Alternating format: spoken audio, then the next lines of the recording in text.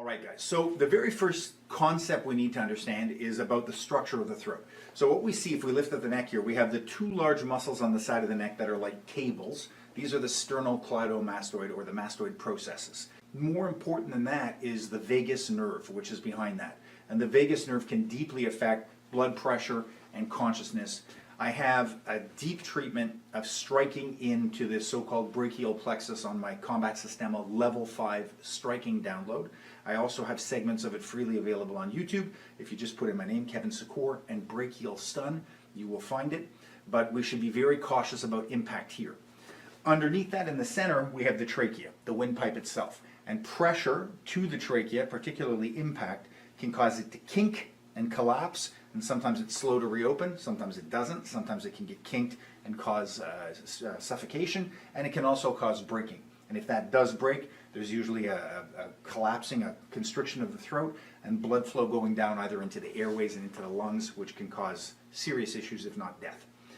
On either side of the trachea, between the sternocleidomastoid and the trachea itself, there are these two little voids, which are barometric mechanoreceptors in the body known as carotid sinuses. The carotid sinus has an important role in blood pressure regulation.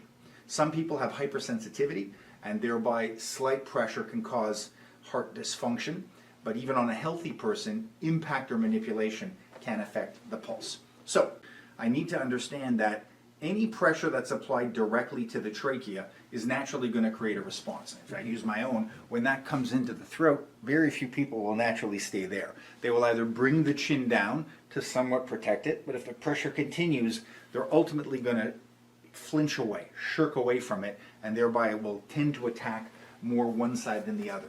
Most people learn to affect the trachea by coming straight in. But the truth is, that's kind of like trying to land on the edge of a coin. It's very rarely going to stay there, and what's going to happen is the person's going to move one way or the other. So whereas most people learn tracheal manipulation by simply going straight in, the very first concept we're going to see is what's known as a tracheal smear.